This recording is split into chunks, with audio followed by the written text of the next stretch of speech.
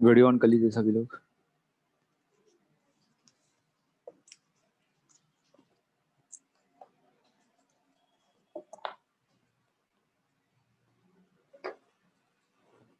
Last time कहाँ तक बताया था?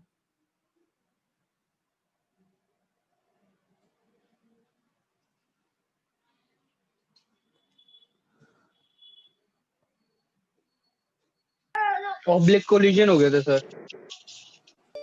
ऑब्लिक कोलिजन हो गया था। क्वेश्चन दिए थे Questions आपने, तो वो गए। टाइम पीरियड निकालने के लिए और हाइट का वो रेशियो निकालने के लिए जीपीएपी में आ रहा था। अच्छा, वहां तक हुई था। कोलिजन कोफिशिएंट ऑफ रेस्टिट्यूशन कुछ किए थे क्या? यस सर, वहीं तक तो किए थे, जो ग्राउंड में टकराने के बाद ई वी नॉट हो जाए वहां तक किए थे। अच्छा,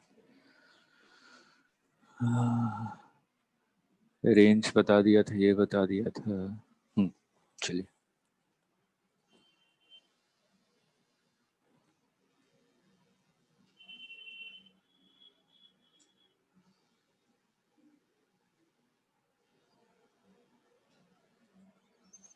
ये क्वेश्चन किया था?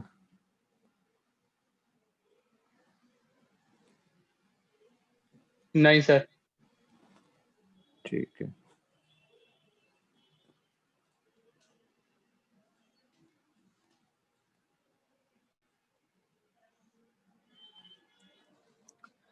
Find location of ball after collision. Find location of ball after collision.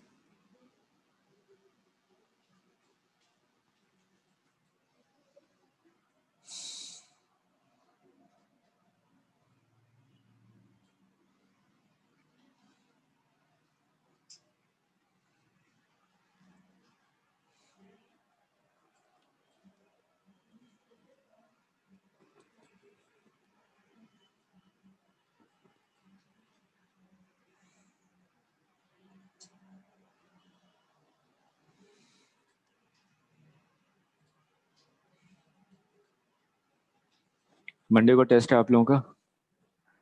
किसका सर? टेस्ट है। अच्छा सर, समझ गया।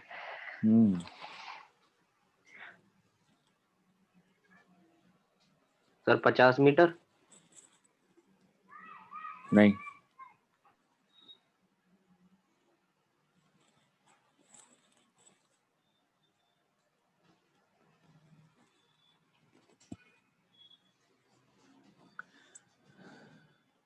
देखिए अगर ये सामने वाली वॉल नहीं होती, अगर ये सामने वाली वॉल नहीं होती है तो ये तो बॉल तो ऐसे सिंपल डायरेक्ट जाता है, ऐसे चला जाता, ऐसे ही चला जाता ना। तो अगर इसके लिए मेरे को टाइम ऑफ फ्लाइट निकालना है तो time of flight is equal to 2u sine theta divided by जी। तो यहाँ से टाइम ऑफ फ्लाइट कितना आ जाएगा? 2 into 100 divided by 10 is equal to 20 second. यहाँ तक क्लियर है? अब देखिए जब बॉल यहाँ पे टकरा रहा है, टकराते समय इसके पास दो वेलोसिटी है, एक तो वर्टिकल वेलोसिटी है vy और एक आपका हॉरिजॉन्टल वेलोसिटी है vx। हर एक इंस्टेंट पे प्रोजेक्टाइल मोशन के दो वेलोसिटी होंगे ना। और जब बॉल टकरा रहा है तो टकराते समय लाइन ऑफ इम्पैक्ट तो यही है, हॉरिजॉन्टल वाला। लाइन ऑफ इम्पैक्ट क्या है आपका? Horizontal. Line of impact horizontal, इसका मतलब जो वेलोसिटी चेंज होगा वो किस डायरेक्शन में चेंज होगा? हॉरिजॉन्टल डायरेक्शन में, है ना। वर्टिकल डायरेक्शन वाले वेलोसिटी पे कोई फर्क नहीं पड़ेगा। याद आ रहा है, इससे पहले हमने किए थे कोफिशिएंट ऑफ सब्स्टिट्यूशन पे क्वेश्चन। तो मैंने कहा कि जो लाइन ऑफ इम्पैक्ट है, लाइन ऑफ इम्पैक्ट तो ये है, तो इस डायरेक्शन में जो वेलोसिटी है वो चेंज हो रही है, लेकिन वर्टिकल वेलोसिटी पे कोई भी फर्क नहीं पड़ेगा। तो अगर मैंने कहा कि इस वाली डायरेक्शन में जो वेलोसिटी है टकराने के बाद कितनी होगी, टकराएगी तो इधर आ जाएगी, तो कितनी हो जाएगी? E into V X. टकराने के बाद वर्टिकल वेलोसिटी पे कोई फर्क नहीं पड़ रहा, तो क्या टाइम ऑफ फ्लाइट पे कोई फर्क पड़ेगा? नहीं ना। तो टाइम ऑफ फ्लाइट पे कोई फर्क नहीं पड़ रहा। मैं ई इंटू वी एक्स की वैल्यू निकालूं तो E into V X is equal to 1/2 into 100, that means 50 metre per second. Clear है? अब मैंने कहा कि ए से बी तक पहुंचने में, ए से बी तक पहुंचने में कितना टाइम लगा? आपने कहा 100 मीटर डिस्टेंस कवर करनी थी, और इसके लिए कौन रिस्पॉन्सिबल था? Horizontal velocity, that means 100। तो कितना हुआ? 1 सेकेंड। ए से बी तक पहुंचने में 1 सेकेंड लगा, तो कितना टाइम बचा हुआ हमारे पास? 19 सेकेंड। टोटल टाइम 20 सेकेंड था ना। तो अभी कितना टाइम बचा हुआ हमारे पास? 19 सेकेंड। इसका मतलब ये टकरा के वापस आएगी तो कहीं यहाँ पे आएगी टकरा के, है कि नहीं। तो मैंने कहा कि ये वाला टाइम कितना हो जाएगा? 20 - 1 इज इक्वल टू 19 सेकेंड।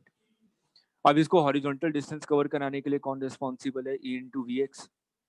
तो 19 सेकेंड में ये कितने डिस्टेंस कवर करेगा? आपने मान लिया कि ये डिस्टेंस कवर करेगा डी।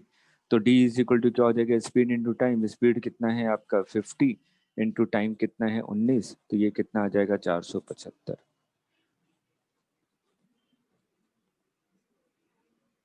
यही आएगा ना, एक बार करके देख लीजिए, जो भी आएगा कैलकुलेशन कर लीजिए।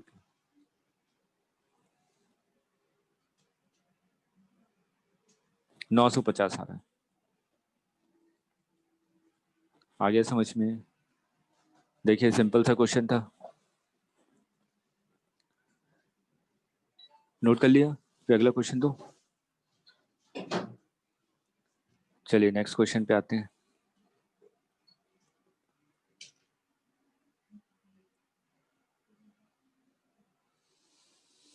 हम्म,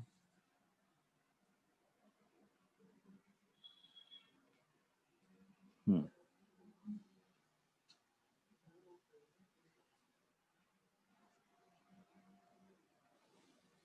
मैंने एक बॉल को यहाँ से प्रोजेक्ट किया v0 वेलोसिटी से at an angle of theta. ये बॉल इधर टकराता है सामने वाली वॉल से, और टकरा कर वापस उसी पोजीशन पे पहुंच जाता है।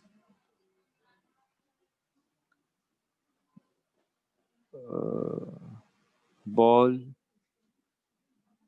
comes to its original position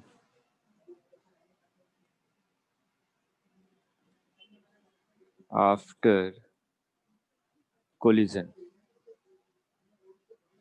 find E। तो E की वैल्यू क्या होनी चाहिए? चलिए जल्दी से।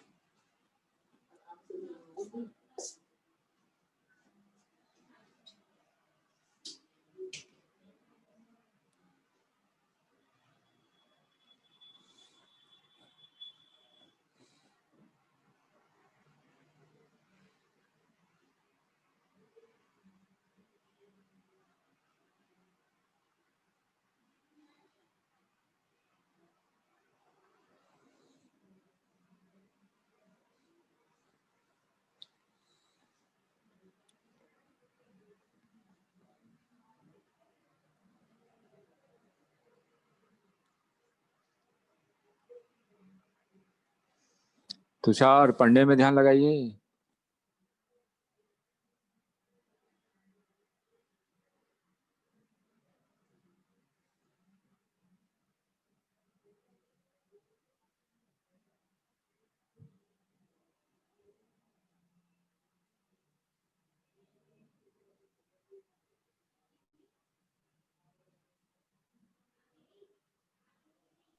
सर 1। नहीं, सर जो डिस्टेंस है उसके टर्म में आ सकता है क्या? नहीं, वी नॉट और थीटा और ई के टर्म में निकालना है हमें आंसर। मतलब कि ई की वैल्यू वी नॉट और थीटा के टर्म में आएगी। अच्छा डी, अच्छा मैं डिस्टेंस भी दे देता हूँ, एक अननोन और आ जाएगा ना। चलिए डी भी आपका डिस्टेंस दिया हुआ है, डी भी है, डी भी सर गिवन तो है। डी अपॉन हाँ टी हाँ। वी एक्स माइनस डी आ रहा है। अच्छा चलिए देखते हैं। मैंने कहा स्टार्टिंग में तो सबसे पहले ये यहाँ से यहाँ जाएगा। मैंने मान लिया ए से बी, तो क्या मैं ए से बी में टाइम निकाल सकता हूँ? ए से बी में कितना टाइम लगा होगा? डिस्टेंस अपॉन स्पीड, डिस्टेंस कितनी है डी डिवाइडेड बाई स्पीड कितना है V naught cos theta, horizontal speed. ठीक है, अगर टकरा के वापस आएगी तो टकरा के वापस आ रही होगी तो कौन सी वेलोसिटी चेंज हो जाएगी? X component. और एक्स कंपोनेंट कितना हो जाएगा? E into V naught into cos theta. अब ये टकरा के तो वापस इसी पोजीशन पे आ रही है, ये वापस इसी पोजीशन पे आ रही है। तो मैंने कहा जो टाइम लग रहा है बी से ए में वो कितना लगेगा? डिस्टेंस अपॉन स्पीड, डिस्टेंस कितनी है डी डिवाइडेड बाई स्पीड कितना है E into V naught into cos theta. यहाँ तक क्लियर है? मैंने इस वाले टाइम को t1 मान लिया और इस वाले टाइम को t2 मान लिया। मेरे को ये पता है कि वर्टिकल वेलोसिटी पे कोई भी चेंज नहीं आ रहा है, इसका मतलब t1 प्लस t2 तो किसके इक्वल होगा? टाइम ऑफ फ्लाइट के, है कि नहीं? इसे तो भी पुराने क्वेश्चन करवाया था मैंने। तो यहाँ पे अगर मैं t1 प्लस t2 की वैल्यू पुट करूँ तो ये कितना आ जाएगा? d divided by v naught cos theta plus d divided by ई we naught cos theta is equal to t is equal to क्या होता है? 2u sine theta divided by जी। तो 2v0 sine theta divided by g. अब यहाँ से मैं किसकी वैल्यू निकालनी है? ई की वैल्यू निकाल सकते हैं ना, जो भी है थीटा के टर्म में आएगा, थीटा और डी के टर्म में। क्लियर है? नोट कर लिया?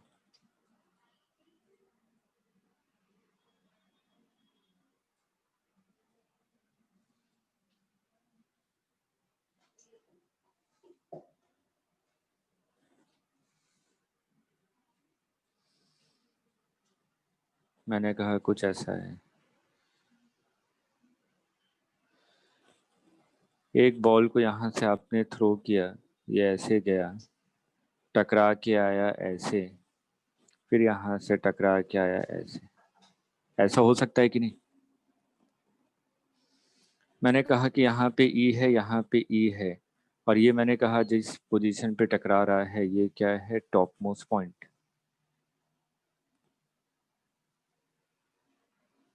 फाइंड ई, बस यही गिवन है और कुछ नहीं। सर एक चीज और पूछनी है। बोलिए। सर जब हम प्रोजेक्टाइल में ऐसे सवाल करते थे सर तब ई क्या लेते थे?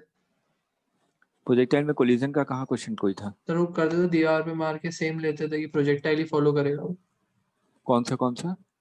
सर वो दीवार पे मारते थे और ऐसा अज्यूम करते थे कि अच्छा हाँ, वो तो हम लोग परफेक्टली इलास्टिक कोलिजन मान लेते थे। तो सर उसमें भी तो ई वन पे होता है। हाँ, परफेक्टली इलास्टिक कोलिजन में तो वन सर होता है। पहले वाले में भी तो वो उसी सेम जगह आ रहा तो ई वन भी तो सही होना चाहिए। नहीं, सेम सेम पोजीशन पे आएगा। हाँ क्वेश्चन में तो यही था ना, सेम पोजीशन पे आएगा। कौन से क्वेश्चन में? कोई क्वेश्चन रीड कीजिए, आप आधा अधूरा क्वेश्चन पढ़ रहे हैं। वो टॉप मोस्ट पॉइंट दिया होगा। हाँ ठीक है सर। हाँ, उस हाँ केस में होगा। ठीक है ना, तो ये मेरे को टॉप नहीं मोस्ट पता पॉइंट ना में ही तो कि आएगा। Yes sir. हाँ, और ठीक है किसी ठीक है। पोजीशन पे नहीं आएगा। चलिए यहाँ पे निकालिए ई की वैल्यू। वही इंजीनियरिंग में क्वेश्चन आया हुआ है।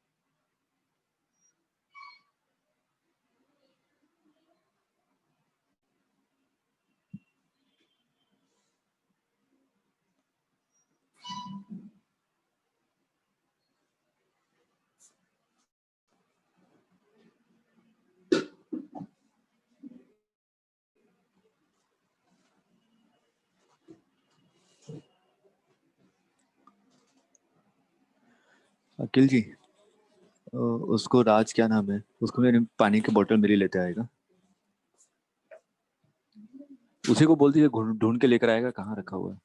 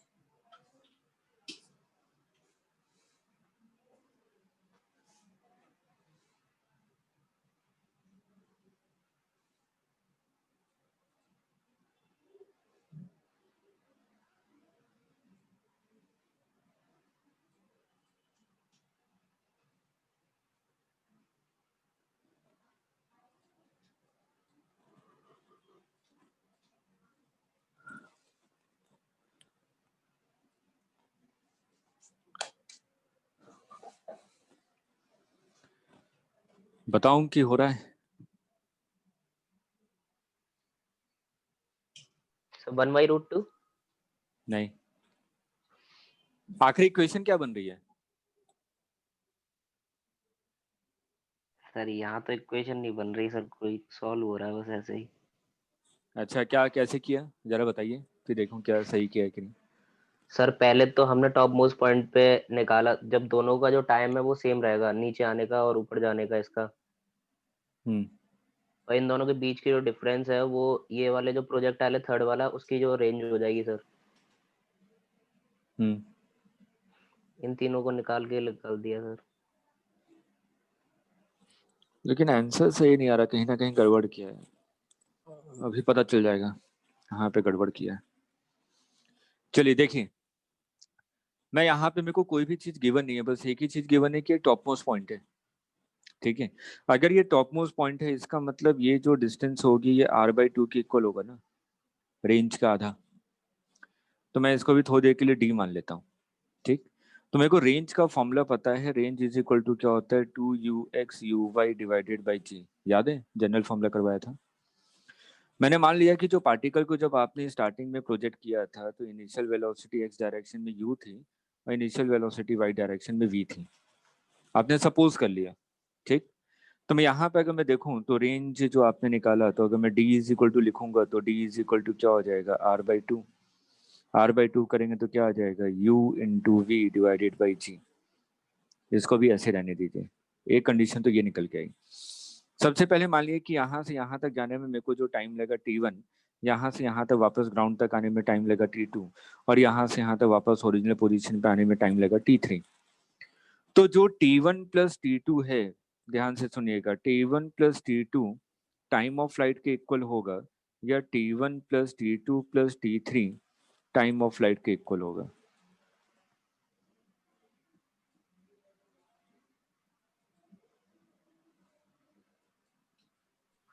सर T1 + T2 होगा टाइम ऑफ फ्लाइट के इक्वल। क्योंकि ग्राउंड पे आ गया ना, मतलब कि पूरा रेंज खत्म हो गया उसका काम। ठीक है, वो तो ग्राउंड पे आने के बाद दोबारा टकरा रहा है, तो मतलब कि अब दूसरा प्रोजेक्टाइल हो गया वो। ठीक, तो मेरे को ये पता चलेगा कि t1 plus t2 is equal to T है, ये गलत है। अब देखिए, t1 plus t2 is equal to capital T है, आपको पता है कि टॉप मोस्ट पॉइंट पे है, इसका मतलब t1 is equal to t2 is equal to t/2। दोनों आधा आधा टाइम लगे ना, टॉप मोस्ट तक कितना लगता है टाइम मेरा, आधा टाइम लगता है टाइम ऑफ फ्लाइट का। तो मैं यहाँ पे क्या लिखूंगा, t1 is equal to t2 is equal to t/2। ठीक है, यहाँ तक। चलिए, अब आगे मैं टाइम ऑफ फ्लाइट का फॉर्मूला देखूं तो टाइम ऑफ फ्लाइट क्या होता है, 2u sine theta divided by जी। तो u साइन थीटा का मतलब क्या हुआ, u(y) का मतलब क्या हुआ यहाँ पे v। मैंने u(y) को v लिया हुआ ना, तो मैं क्या लिखूंगा, 2u(y)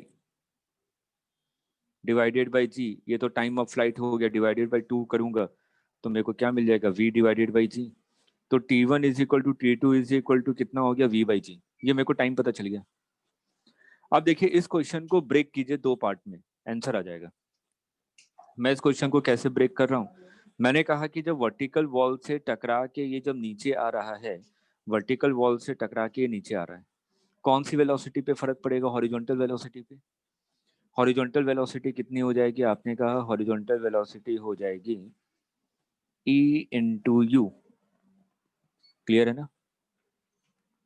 और इसमें टाइम कितना लग रहा है? टाइम लग रहा है आपका V/g। तो ये डिस्टेंस कितना हो जाएगा? D1।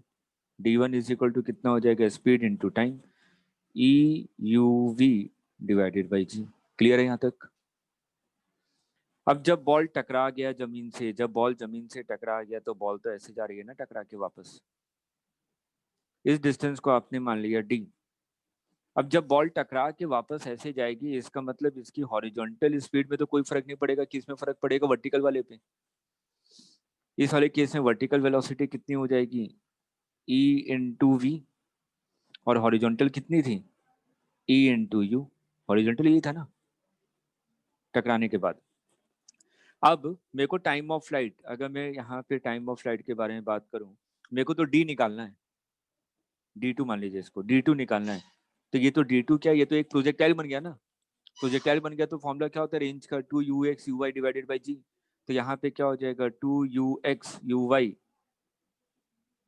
डिवाइडेड बाई जी। यही हो जाएगा ना। अब मेरे को एक चीज पता है, D1 plus D2 is equal to D। यही था ना। तो D1 प्लस D2, D1 की वैल्यू कितनी है? EUV डिवाइडेड बाई जी। और इसकी वैल्यू कितनी है? 2E² UV डिवाइडेड बाई जी। और D की वैल्यू कितनी निकाली थी आपने? UV डिवाइडेड बाई जी। तो UV/G कैंसिल हो गया। तो यहाँ से आपको आ गया 2E² plus E-1 is equal to 0। Clear है?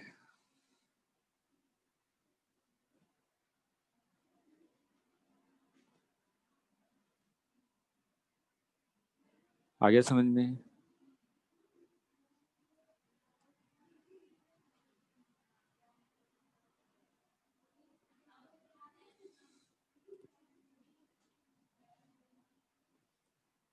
गायत्री आया? यस ठीक सर। है, चलिए नेक्स्ट क्वेश्चन पे चलते हैं।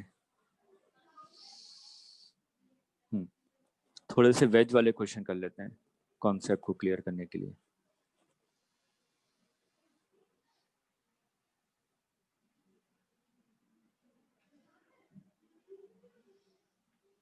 ये मान लीजिए 37 डिग्री है, ये फिक्स्ड है।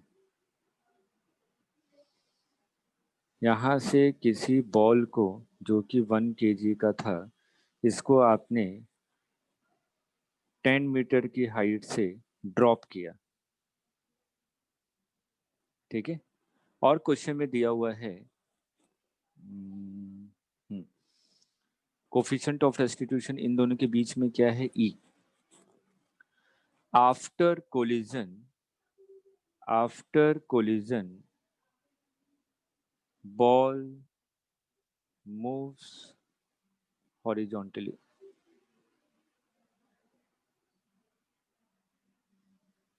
Find E। चलिए जल्दी से, ये स्टैंडर्ड क्वेश्चन है।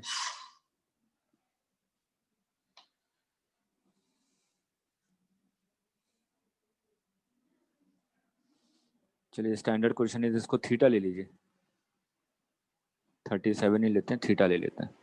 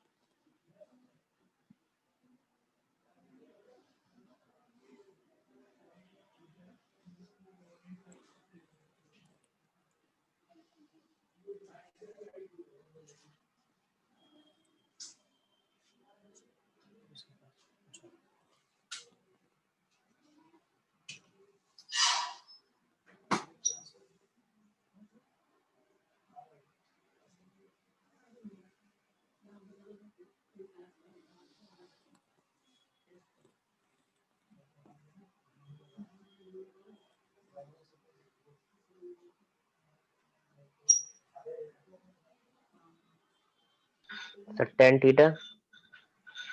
गलत आ रहा है, सही से कीजिए।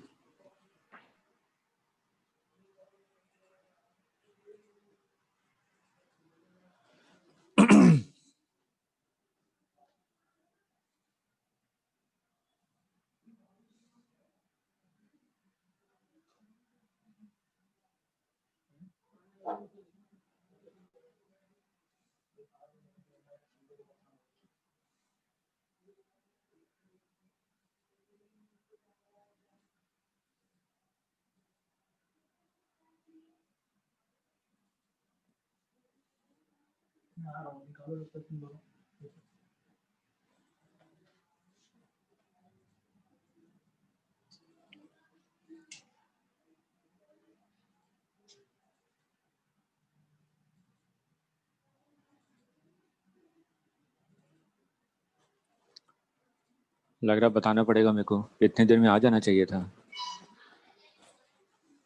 चलिए देखिए, जब बॉल इससे टकराई तो आपने मान लिया कि जब टकरा रही है तो इसकी वेलोसिटी v है,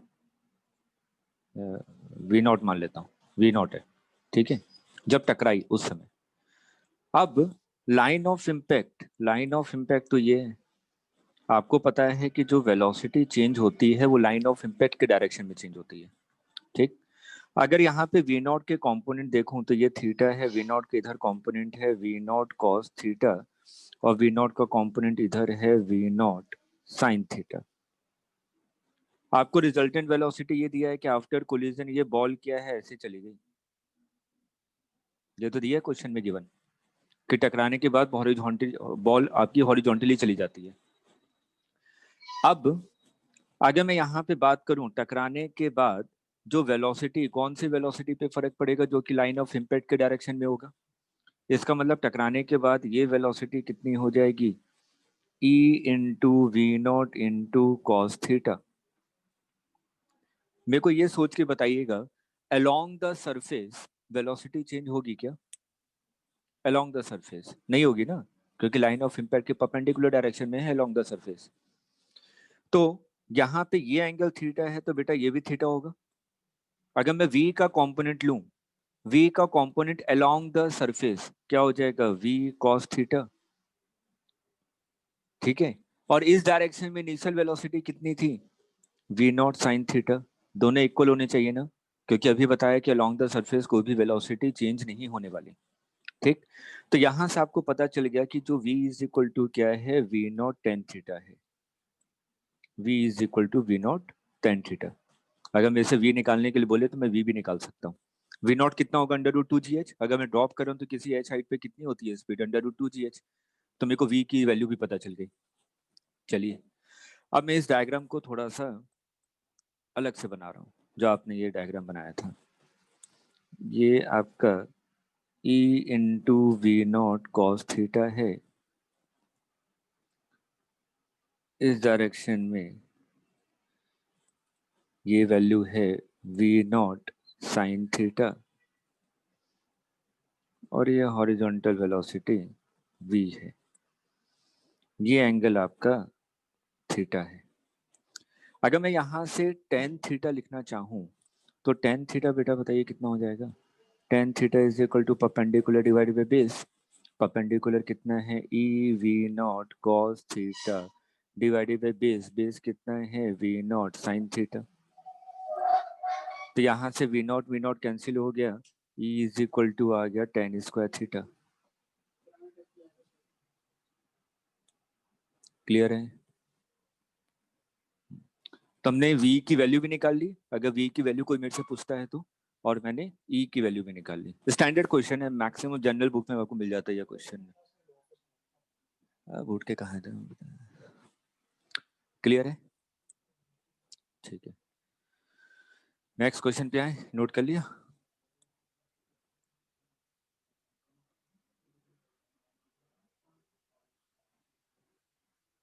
कुछ अच्छा क्वेश्चन करें, वैसे तो सभी क्वेश्चन अच्छे ही हैं, ऐसा कोई बेकार क्वेश्चन नहीं है। चलिए कुछ कॉन्सेप्ट वाला क्वेश्चन, थोड़ा सा अलग ट्विस्ट करके, ठीक है। मैंने कहा कि अभी आपने क्या कहा था कि वेज आपका फिक्स्ड था, पहले वाले केस में वेज आपका फिक्स्ड था। अब मैंने कहा कि वेज आपका फिक्स्ड नहीं है और इसका मास क्या है 4 kg। वेज फिक्स नहीं है, नीचे वाला सरफेस आपका स्मूथ है। मैंने कहा कि भाई 1 kg का बॉल है, इसको आपने कितनी हाइट से ड्रॉप किया, 10 मीटर से। और यहाँ पे जो कोफिशिएंट ऑफ रेस्टिट्यूशन है E इज इक्वल टू आपको दिया हुआ है 1/2। Find velocity of ways and ball after collision.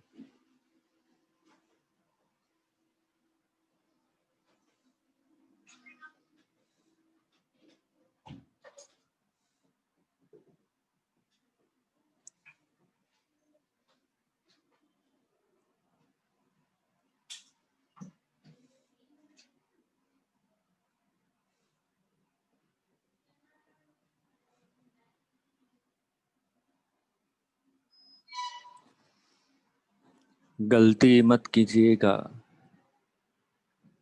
ध्यान से सोचेंगे क्वेश्चन आपको समझ में आ जाएगा। जल्दबाजी नहीं, स्टेप बाय स्टेप चलिए।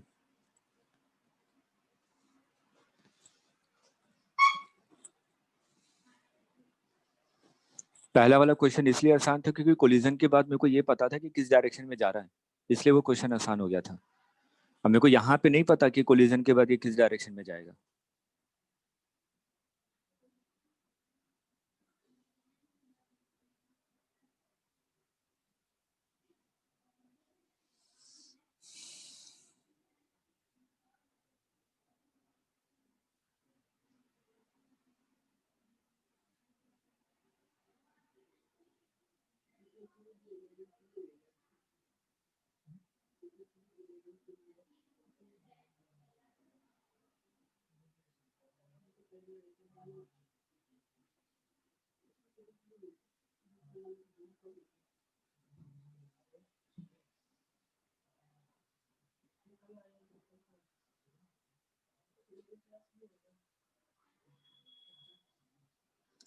तुषार अपने डिवाइस को स्टेबल रखिए, इतना मूव क्यों करते रहते हैं? एक जगह स्टेबल रख दीजिए और अपने पढ़ाई में लग जाइए।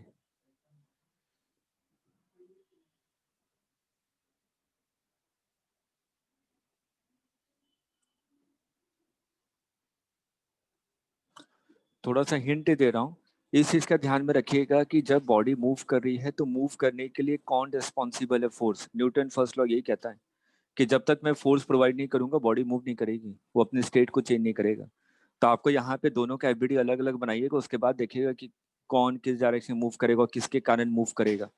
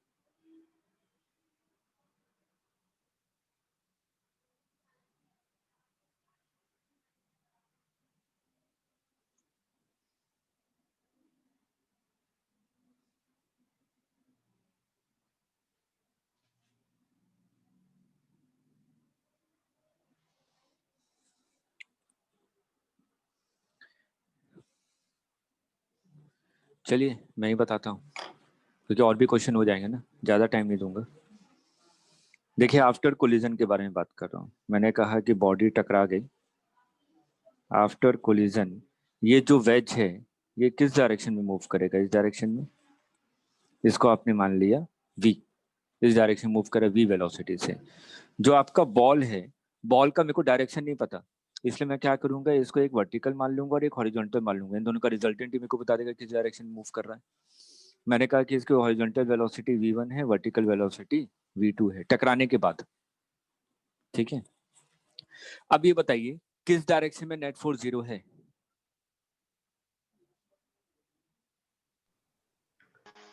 एक्स डायरेक्शन में। एक्स डायरेक्शन में नेट फोर्स 0 है, इसका मतलब एक्स डायरेक्शन में मोमेंटम कंजर्व्ड होगा। पहले भी ऐसा क्वेश्चन कर चुके हैं कि एक वेज है, उस पर एक ब्लॉक रखा, ब्लॉक नीचे आया तो किस डायरेक्शन में सेंटर ऑफ मास मूव किया, ऐसा बताया था ना, क्योंकि mg फोर्स तो लग ही रहा है वर्टिकल डायरेक्शन में। ठीक है, तो मैं यहाँ पे कहूंगा कि जो x डायरेक्शन में नेट फोर्स है 0 है, अगर x डायरेक्शन में नेट फोर्स 0 है, इसका मतलब momentum is conserved along x axis. Momentum is conserved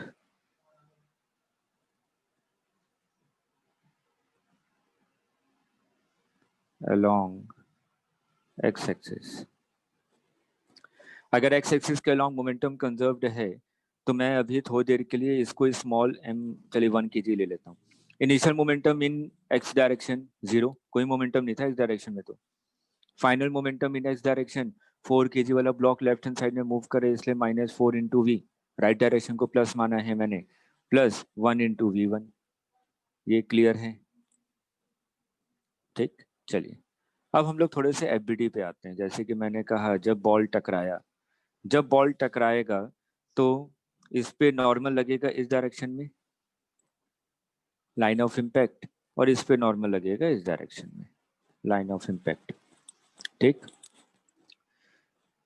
ये एंगल आपका थीटा है, तो बेटा ये एंगल भी आपका थीटा होगा। ये एन है तो एन का कंपोनेंट इस डायरेक्शन में क्या हो गया, एन साइन थीटा, है ना, एन साइन थीटा होगा इस डायरेक्शन में कंपोनेंट। अगर मैं वेज को देखूं तो जो वेज मूव कर रहा है वो किसके कारण मूव कर रहा है, एन साइन थीटा के कंपोनेंट के कारण। यही कंपोनेंट उसको मूव कराएगा हॉरिजॉन्टल डायरेक्शन में। लेकिन एन है क्या, इंपल्सिव इन नेचर, है ना, कोलिजन हो रहा है तो एन आपका इंपल्सिव इन नेचर होगा। और इंपल्सिव इन नेचर में तो मेरे को पता है integration of N dt is equal to change in momentum, पढ़ा है ना, बेसिक तरीका बताया था। तो अगर मैं इसके लिए लिखूं तो इसके लिए मैं क्या लिखूंगा, मैं लिखूंगा n sine theta, left direction negative है, n sine theta dt minus में is equal to change in momentum. इसका इनिशियल मोमेंटम कितना था, 0, फाइनल मोमेंटम कितना है, m इंटू वी, तो final momentum minus initial momentum, यही होगा ना। ये सेकंड इक्वेशन क्लियर है, सिर्फ वेज का देख रहा हूं मोमेंटम में। ठीक, इधर बॉल के लिए आते हैं। बॉल आपका v0 वेलोसिटी से टकराया, बॉल आपका v0 वेलोसिटी से टकराया, और v0 की वैल्यू कितनी होगी, √2gh। h हाइट से ड्रॉप किया था ना आपने 10 मीटर से, तो v0 निकाल लेंगे हम लोग। चलिए, तो ये आपका v0 वेलोसिटी से टकराया, टकराने के बाद ये आपका कंपोनेंट कितना था, v0 cos थीटा। टकराने के बाद लाइन ऑफ इम्पैक्ट के डायरेक्शन में वेलोसिटी कितनी हो जाएगी, ई v0 cos थीटा। इस वेलोसिटी पे कोई फर्क पड़ता है क्या जो अलोंग द सरफेस है, नहीं, उस वेलोसिटी पे कोई फर्क नहीं पड़ने वाला।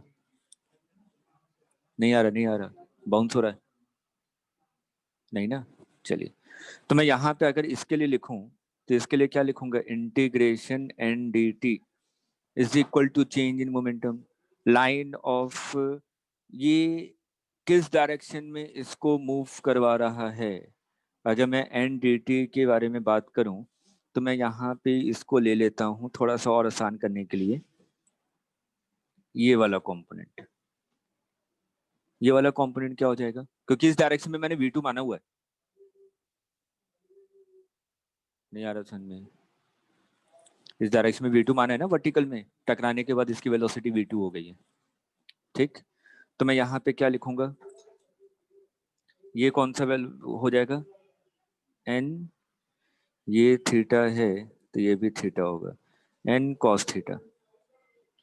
तो इस वाले के लिए लिख रहा हूं मैं, इस वाले के लिए ये कितना हो जाएगा, integration n cos theta dt is equal to change in momentum. इस डायरेक्शन में बॉल का मोमेंटम इनिशियली कितना था, m इंटू वी नॉट, नीचे आ रहा था ना, और टकराने के बाद कितना हो गया v2। तो मैं क्या लिखूंगा, mass into velocity minus initial momentum, mass into velocity. क्या ये सही है? Final momentum minus initial momentum, ऊपर वाले डायरेक्शन को प्लस माना है तो नीचे वाला डायरेक्शन माइनस होगा ना। आया आया, ठीक है। अब मेरे को एक और चीज पता है, क्या, coefficient of restitution. Coefficient of restitution क्या होता है, velocity of approach divided, sorry, velocity of separation divided by velocity of approach. Velocity of separation along the line of impact, velocity of separation कितना है along the line of impact?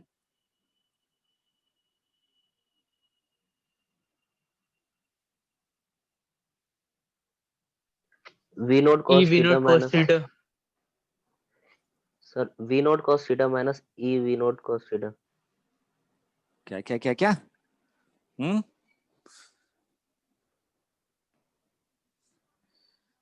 अरे ये v है ना, ये एंगल 37 है तो ये भी 37 है तो ये 53 है।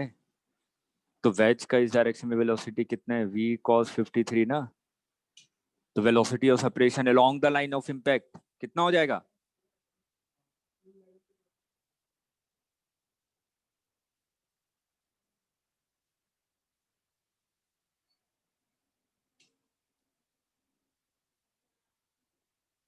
लाइन ऑफ इम्पैक्ट में लेते हैं हमेशा, कंफ्यूज मत होइए। नहीं आया?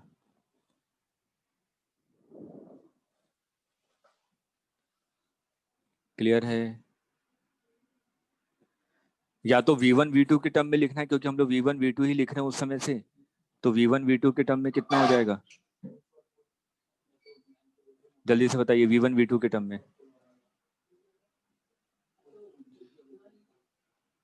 ये एंगल 37, तो ये भी एंगल 37 है ना।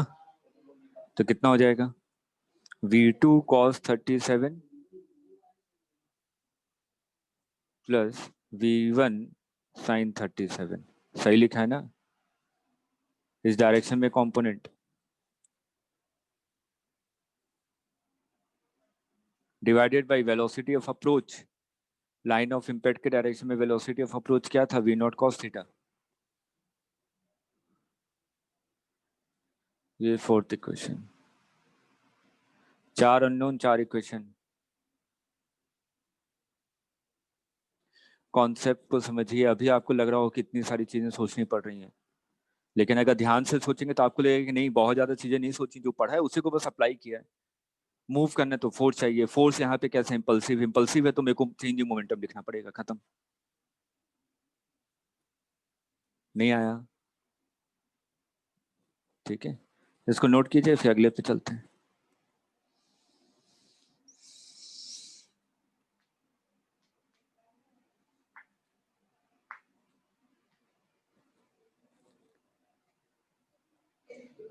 आर्यन समझ में आया? कुछ कंफ्यूज लग रहे हैं आप? एक बार मैं खुद से भी करूंगा तो और अच्छे से आ जाएगा। अच्छा ठीक है, चलिए।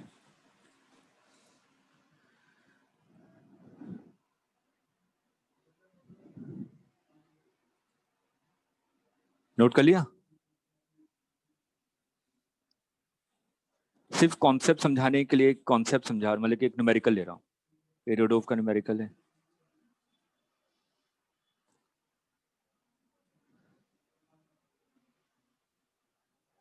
छोड़िए, आप लोग क्या करेंगे जब क्वेश्चन सब नहीं करवा दूंगा तो। क्योंकि अगला टॉपिक भी पढ़े ना, सिलेबस भी बहुत।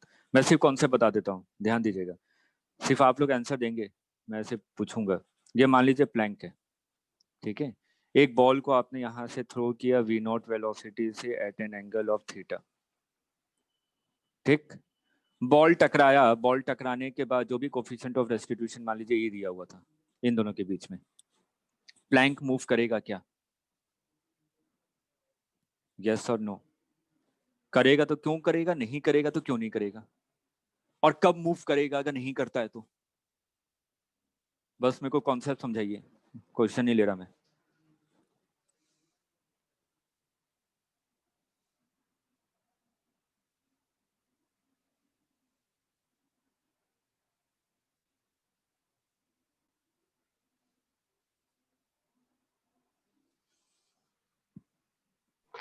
सर नहीं करेगा।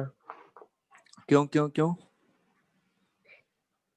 क्योंकि सर जो नॉर्मल है दोनों का, वो तो सर इसका तो परपेंडिकुलर लगेगा, ऐसे कैसे मूव करा देगा। बिल्कुल सही, ये समझ में आया। जब ये बॉल इससे टकराया, मैं टकराने वाले के बारे में बात कर रहा हूँ, बॉल टकरा गया, टकरा गया तो इस पे नॉर्मल इधर लग रहा होगा, इस पे नॉर्मल इधर लग रहा होगा, तो अगर मैं प्लैंक को देखूं तो प्लैंक पे तो नॉर्मल नीचे लग रहा है, इस नॉर्मल के कारण तो प्लैंक मूव करने से रहा, हॉरिजॉन्टल डायरेक्शन में कोई कंपोनेंट है ही नहीं। आगे मैंने कहा कि इन दोनों के बीच में फ्रिक्शन भी है म्यू, अब मूव करेगा क्या?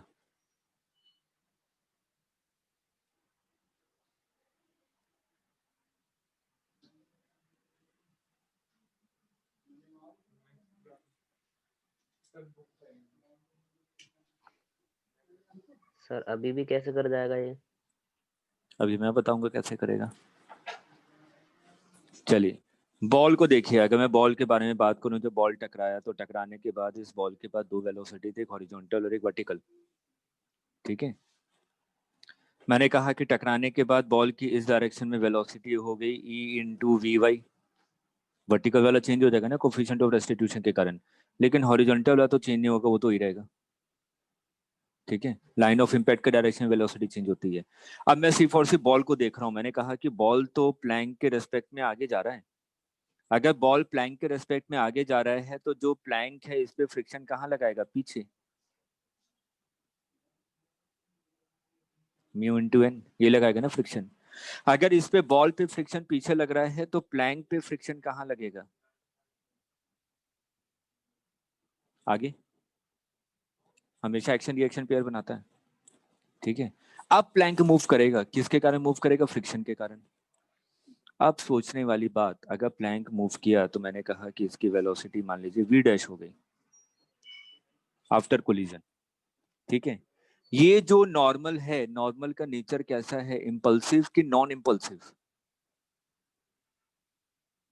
इम्पल्सिव। तो इस वाले केस में जो फ्रिक्शन है उसका नेचर कैसा है, इम्पल्सिव कि नॉन इम्पल्सिव, इम्पल्सिव है, क्योंकि F is equal to mu into N है और एन तो इम्पल्सिव है, अगर एन इम्पल्सिव होगा तो फ्रिक्शन भी इम्पल्सिव होगा। आ रहा है, पल्ले पड़ रहा है मेरा? तो यहाँ पे अगर मैं इसके लिए लिखूं तो मैं क्या लिखूंगा, अब इम्पल्सिव के लिए मैं डायरेक्ट नहीं लिख सकता, इम्पल्सिव के लिए मेरे को सिंपल पता है, integration of N D T, ये मेरे को पता है। तो इंटीग्रेशन ऑफ यहाँ पे क्या लिखूं, इसको कौन मूव करवा रहे हैं, mu N D T, change in momentum, final momentum M into V dash, initial momentum zero, ये पहली इक्वेशन। नहीं आया? बस उसी तरीके से इसकी इक्वेशन लिख लीजिए इस वाले के लिए, निकाल सकते हैं ना, इधर तो ई वी वाई और वी एक्स है, ये तो डायरेक्टली आसानी से निकाल सकते हैं। एक इक्वेशन यहाँ से बनेगी, इधर की इक्वेशन लिखूंगा तो क्या लिखूंगा, N D T integration is equal to, इस डायरेक्शन में चेंज इन मोमेंटम कितना है, फाइनल मोमेंटम कितना है, small M into E into V Y, initial momentum कितना था, minus M into U Y, minus minus. अब दो इक्वेशन की मदद से मैं निकाल सकता हूँ ना, integration of N D T की वैल्यू ऊपर से निकालूंगा, इसमें पुट कर दूंगा, म्यू तो कांस्टेंट है, आ गया, वी डैश आ जाएगा। न्यूमेरिकल नहीं ले रहा हूँ, ऐसे कॉन्सेप्ट इसको समझिए।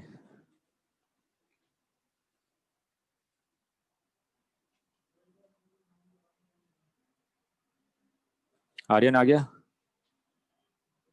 ठीक है।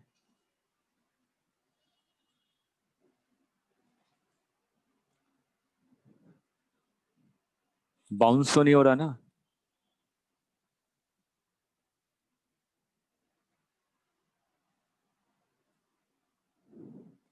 सभी बॉल को खेल पा रहे हैं ना? गायत्री, यस सर, आ रहा है मेरे को। चलिए, नोट कर लिया? ठीक है, अब चलते हैं कोलिजन पे। कई क्वेश्चन कर लिए, अब थोड़ा सा आगे बढ़ते हैं। अब हम लोग बात करते हैं हेड ऑन कोलिजन के बारे में। अगर मैं हेड ऑन कोलिजन के बारे में बात करूं, तो हेड ऑन कोलिजन में आपने क्या पढ़ा था? Line of motion should be equal to line of impact. तो अगर मैं कह रहा हूँ कि मान लीजिए ये ए बॉडी है, इसकी स्पीड आपकी, ये m1 मास है, इसकी स्पीड v1 है, और ये m2 मास है, इसकी स्पीड u2 है। ये कोलिजन किए m1 m2, coefficient of restitution E मान लिया, इस पे फोर्स लगा n, इस पे फोर्स लगा n, तो आपने कहा कि नेट फोर्स 0 है, इसलिए मोमेंटम क्या रहेगा? कंजर्व्ड। अब हम लोग आगे बढ़ते हैं। टकराने के बाद m1 की स्पीड हो गई v1 और इसकी स्पीड हो गई v2। ठीक, तो सबसे पहले तो हम लोग मोमेंटम कंजर्वेशन लिख देंगे, क्योंकि मोमेंटम कंजर्व्ड है। अगर मोमेंटम कंजर्व्ड है तो final momentum is equal to initial momentum. तो m1u1 plus m2u2 is equal to m1v1 plus m2v2। ये क्लियर है? अगर मैं यहाँ पे कोफिशिएंट ऑफ रेस्टिट्यूशन के बारे में बात करूँ, मैं जनरल केस ले रहा हूँ, कोई इलास्टिक प्लास्टिक ये सब कुछ कंडीशन लगा रहा, वो आखिरी में वैल्यू पुट कर दीजिएगा ई की। ठीक है, अब मैंने कहा कि यहाँ पे मान लीजिए कोफिशिएंट ऑफ रेस्टिट्यूशन ई है, तो कोफिशिएंट ऑफ रेस्टिट्यूशन का मतलब क्या होता है? Velocity of separation v2 minus v1 divided by velocity of approach v1 minus u2। तो यहाँ से अगर मैं वैल्यू निकालूं तो E u1 minus E u2 is equal to v2 plus v1। ये देखिए v2 की वैल्यू आ गई, ये v2 की वैल्यू इसमें पुट कर दीजिए। तो ये तो इनिशियल मोमेंटम है ना, initial momentum of the system. तो मैं देखिए इसको कैसे लिखूंगा? Initial momentum is equal to m1v1 plus m2v2, value put कर दीजिए। m2v1 plus m2 e into u1 minus m2 e into u2। अब यहाँ से v1 की वैल्यू निकालिए। अगर मैं v1 की वैल्यू निकाल रहा हूँ तो मेरे को मिल रहा है initial momentum plus m2 e u2 minus u1 divided by m1 plus m2। ठीक है, और उसी तरीके से अगर मैं v2 लिखूं तो v2 इज इक्वल टू क्या लिखूंगा? Initial momentum plus m1 into E u1 minus u2 divided by total mass.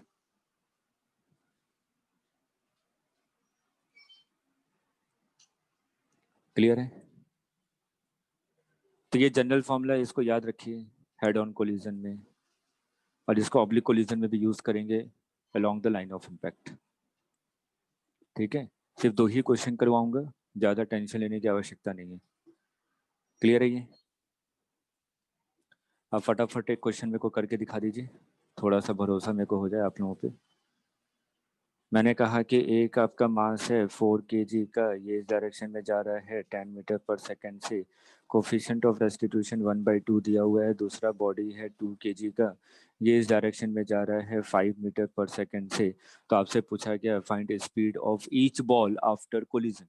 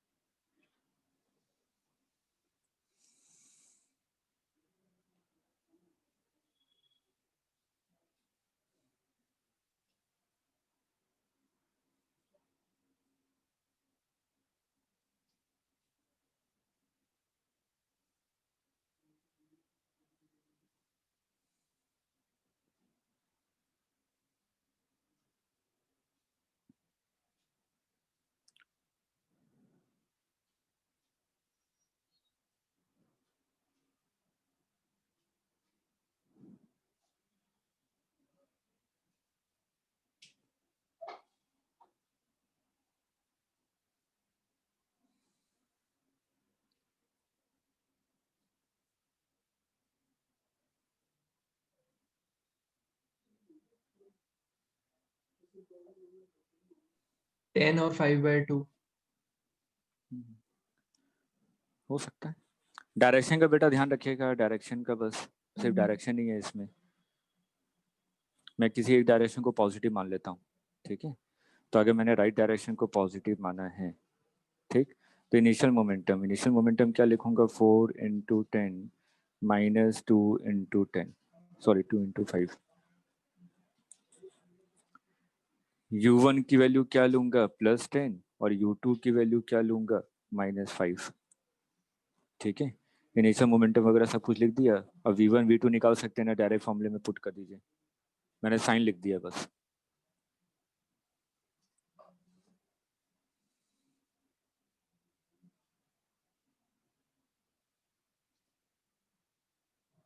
देखिए आंसर यही आ रहा है जो आर्यन ने बताया है।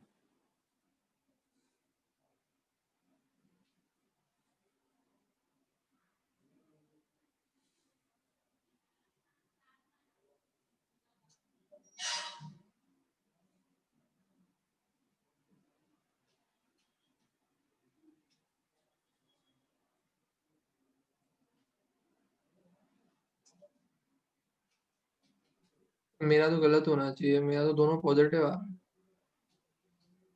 मलिक इससे क्या आ रहा है, इस मैंने जो लिखा है इसके हिसाब से v1 v2 की वैल्यू क्या आ रही है।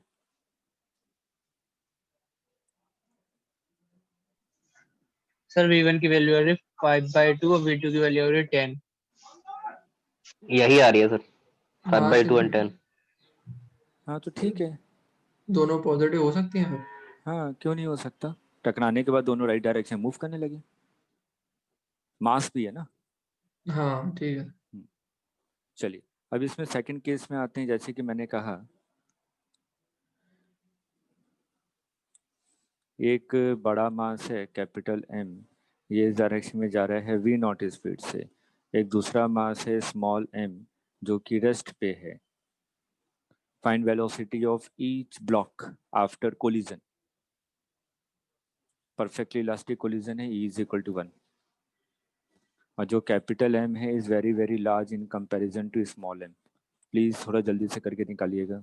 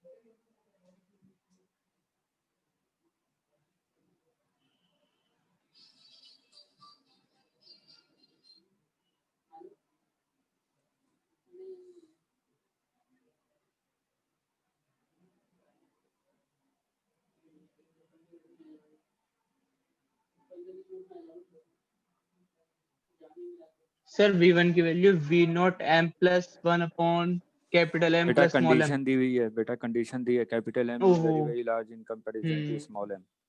कंडीशन पुट करने के बाद बताइएगा।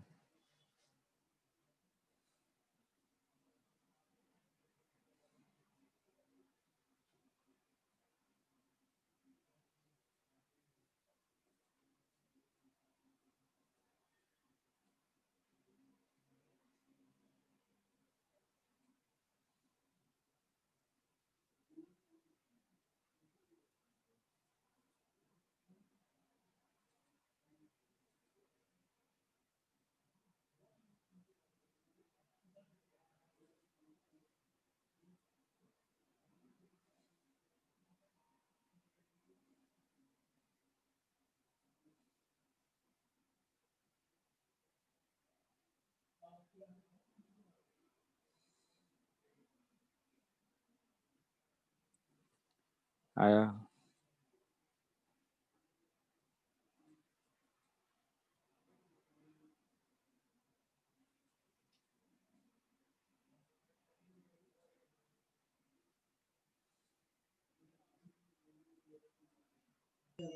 सर V1 हाँ। Equal to V0 V1 is equal to V0, बिल्कुल सही। और V2 equal to V0 plus 1 गड़बड़ कर दिया। V2 में। हाँ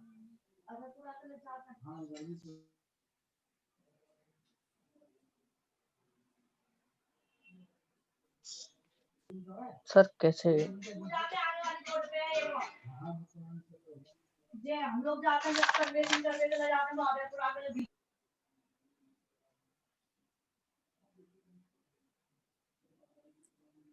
नहीं आया किसी का?